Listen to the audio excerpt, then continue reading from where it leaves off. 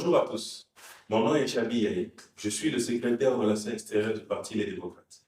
Je suis ici pour discuter avec vous d'une proposition de loi portée par l'honorable Bunga au nom du groupe parlementaire Les Démocrates. Proposition de loi portant modification de la loi sur l'embauche au Bénin.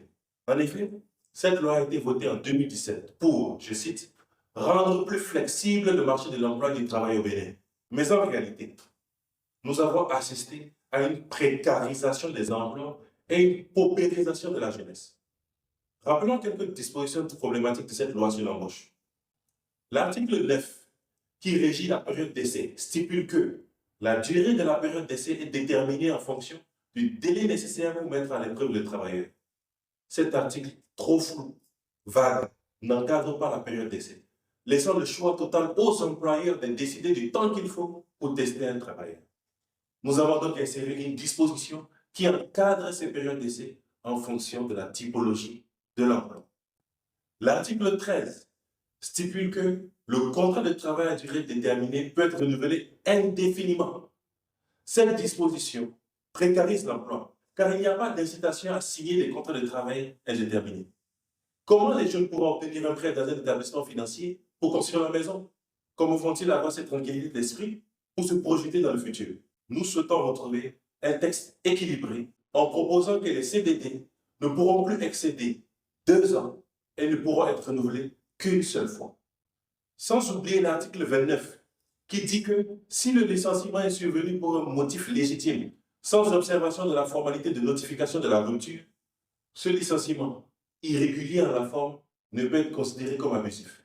Concrètement, cela veut dire que l'employeur n'est plus tenu de notifier à l'employé pourquoi il est licencié.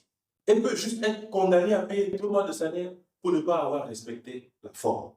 Cette disposition est particulièrement difficile pour les femmes qui peuvent être plus enclines à être victimes d'harcèlement sur le lieu de travail. Nous avons donc introduit dans ce texte que tout licenciement doit respecter la formalité de notification préalable, sinon il sera considéré comme un licenciement abusif. Enfin, l'article 30 encadre entre 3 et 9 mois les indemnités pour licenciement abusif. Employer quelqu'un pendant 20 ans et lui donner 9 mois de salaire en cas de licenciement abusif ne nous semblait pas juste. Nous avons proposé, pour une raison de justice sociale, de barémiser les indemnités en fonction de l'ancienneté dans l'entreprise.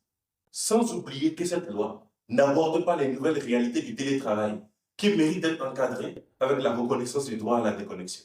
Selon l'INSTAD, entre 2016 et 2021, 82% des emplois créés étaient informels.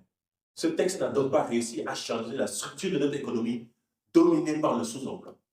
Le Parti Les Démocrates ne pense pas que faciliter les licenciements créera plus d'emplois. Et les chiffres l'ont démontré. Ce qui pousse un chef d'entreprise à embaucher, c'est son carnet d'adresse, son carnet de commandes. Il embauchera s'il y a du travail et il licenciera si le contexte économique est morose.